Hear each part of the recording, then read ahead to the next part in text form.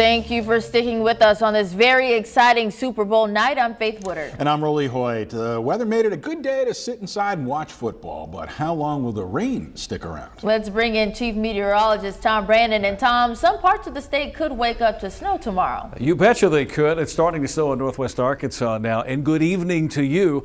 There is a winter weather advisory and winter storm warning for the northwesternmost counties. A few counties in north central Arkansas, the THV 11 viewing area for an inch or two, or maybe even less than that. That upper level low pressure area is now getting closer to northwest Arkansas. You can see the shade of blue here in eastern Oklahoma. That is snow, and it's expected to accumulate pretty quickly overnight tonight and through the morning hours tomorrow. Let me put it in motion for you. Waking up 6 o'clock tomorrow with Scott Covert. Plain old rain here, snow falling in the northwest, and it will continue for a good part of the day. I think we'll begin to see the precipitation let up here in central Arkansas around the late afternoon hours. Sunshine returns Tuesday. I'll have that forecast here for you in just a minute. All right, Tom, thanks. Let's get to a developing story this weekend out of Saline County. The sheriff's office investigating after 3 people are found dead in a home. There's little information being shared right now, but here is what we do know. A suspect has been taken into custody, but a motive and names of the victims have not been shared. It happened off Pryor Drive in the southern part of the county. We spoke with the sheriff's department today. They tell us they plan to provide an update on all of this tomorrow. Today, the Glen Rose School District posting on social media saying, quote, "Our school and community families are saddened about the recent tragic event," adding that counselors will be available on campus Monday. Now to Houston, where a woman is killed after she opened fire in the megachurch led by celebrity pastor Joel Osteen. A 5-year-old boy who entered the church with the woman is in critical condition tonight. Police say they entered the church around 2 this afternoon.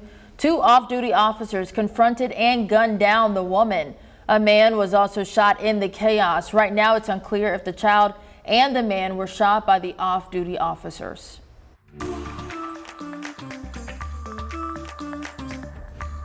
High-speed chases caught on camera, often ending in dramatic fashion. You've probably seen videos like this online. They're easy clicks for the people who post them. Behind the camera, though, very real life or death decisions. Decisions that are being made more and more on Arkansas highways. Tonight, we're getting an inside look at the training troopers go through to perform maneuvers like this, and we hear why state police are standing behind this controversial tactic. A hot racetrack open for training of hot pursuits. We're never done training. The training's ongoing, it's perpetual. There's a 100% chance they're going to have to use force in their career. It's probably going to be non-deadly force. It's definitely going to be a vehicle pursuit involved in that at some point. Arkansas state troopers learn right away about that likelihood. When you answer this calling to do this line of work, you've accepted the fact that you're potentially going to put yourself in harm's way to protect others. And increasingly and deliberately, state troopers are putting themselves in harm's way by using their patrol vehicle to stop a suspect trying to get away.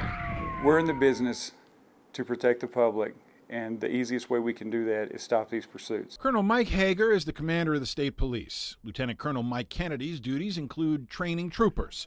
They find themselves more and more often defending the use of tactical vehicle interventions, specifically the precision immobilization technique, more commonly known as the pit maneuver, where police get alongside a suspect's rear fender and spin them to a stop, and often into a crash. They've become fodder for online creators, with dashcam video providing dramatic content and clicks, and generating criticism for what looks like reckless police behavior. I went to troop school in 1996, and I was taught this technique. And we've basically had the same fundamental response in high-speed pursuits that we've always had. You just hear about it now more. Yes, social media makes us hear about it more, but at the same time, the data shows they are doing them more. In fact, the latest numbers are astounding. 620 pursuits in 2023, with 251 of them ending with a pit/TVI. That's 219 more TVIs than just 8 years ago. Last year, pits represented 41% of the ways troopers ended a chase. In 2016, they made up only 11%. Right now, we have suspects that do not fear the law, and they're more prone to flee. And until we get a hold of that, and we realize as a society and as a criminal justice system that that's not working, there has to be a punishment for it, then we're going to see this continue. That means troopers will continue to come to this track to practice how to end pursuits quickly, with Kennedy putting an emphasis on quickly. If we can take a 15-minute pursuit and we limit that time down to about 5 minutes, there's 10 minutes of liability we just did away with. Every car we pass, every intersection we blow through is a potential catastrophe. And training goes beyond the chase. The danger continues after the crash. There's also a chance we're going to a gunfight at the end of this thing, so we train that. We do traffic stop scenarios throughout troop school and also in-service training. This incident on January 1st started in Saline County and ended in southwest Little Rock. You're looking at video after authorities say troopers spun a wanted suspect named Aaron Watson off an on-ramp from I-30. Police say he fired at them, they shot back, and killed him. So it doesn't just end with a TVI, although that's what YouTube wants you to see, is the TVI. Colonel Hager wants Arkansans to know he sees beyond the spectacular crashes these procedures produce, and understand that an order of importance is drilled into troopers' heads. Our priority of life will always be the innocent civilian, then the law enforcement officer, then the suspect. And as long as they keep that priority of life in check, I think they're at peace with that. There is that one TVI that you've probably seen before that we didn't show in this piece. It's the one where a trooper flipped an SUV with a pregnant woman behind the wheel. I asked Colonel Kennedy about that case. He said troopers did more than 3,700 TVIs in the last 7 years, and then said, sometimes we get one wrong. Kennedy tells me that trooper did get punished and that the mistakes made that night are part of the training they do today.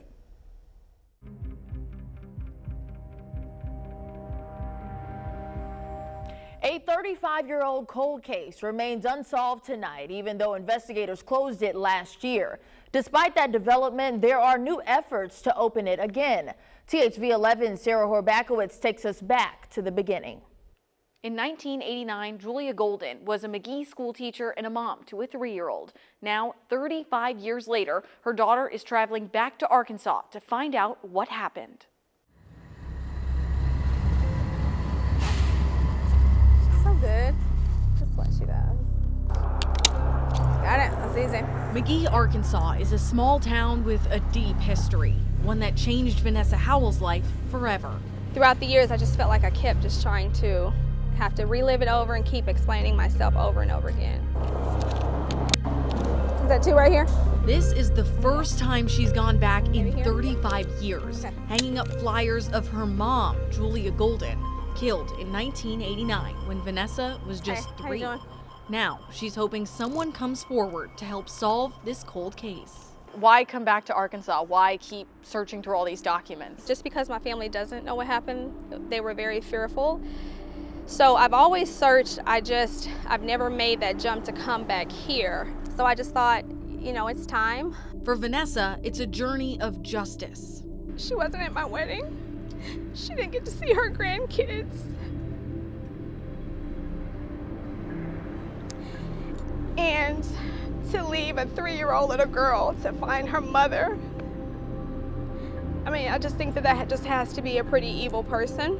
Her search for closure, not just bringing Vanessa to McGee.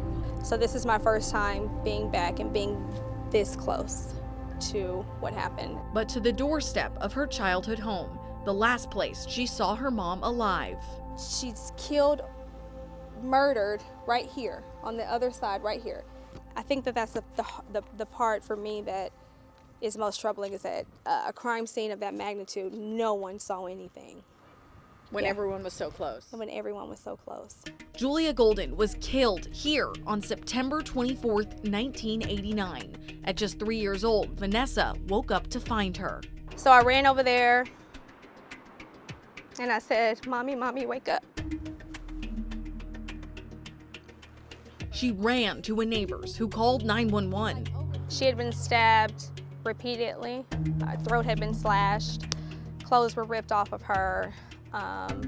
They said she was stabbed over 100 times. So her body, so she's on this wall and then her room is right behind it.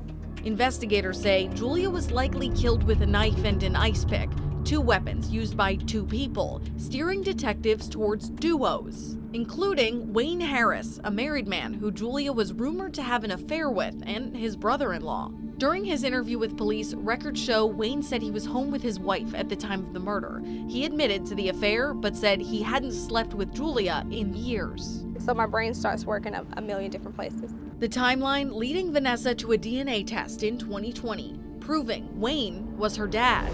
It also brought together some different stories and things that I heard. Police never arrested Harris for anything in connection with the case, and he was never charged with a crime. But court records show there was another pair of suspects, Julia's co-worker Annette Thomas and her girlfriend Jody Matthews. It was said that there were 2 women that questioned my mother if she was involved romantically with someone else, with one of them. Court documents show the state believed Jody was jealous of Annette's friendship with Julia, bringing them to her apartment that night. The McGee Times reports during the trial, a detective claimed Annette confessed to watching Jody stab Julia, an alleged confession that Annette later recanted. None of it was tape recorded. One person pulls out a knife, stabs her over 100 times, and the other person is supposed to have helped, stabs her with an ice pick, and there's a bloody scene, and everybody walks away. Police brought this theory to trial, arresting Annette and Jody for capital murder. I remember coming here for a trial and seeing myself on TV. The jury found Annette guilty, believed to be an accomplice in Julia's murder. Jody's charges were dropped. Newspapers say there wasn't enough evidence. Annette appealed. The judge ruled that evidence wasn't properly introduced. So, 3 years after her arrest, the case was tried again. This time, Annette was found not guilty.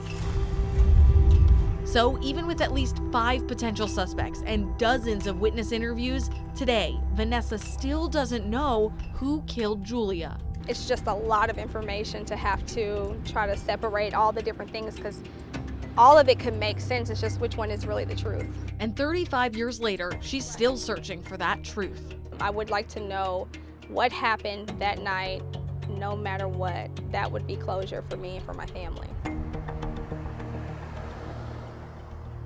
Because of this story and Vanessa's efforts, McGee police say they've reached out to Arkansas State Police to see if the case can be reopened. Vanessa hopes anyone who may remember something about this case call McGee or State Police.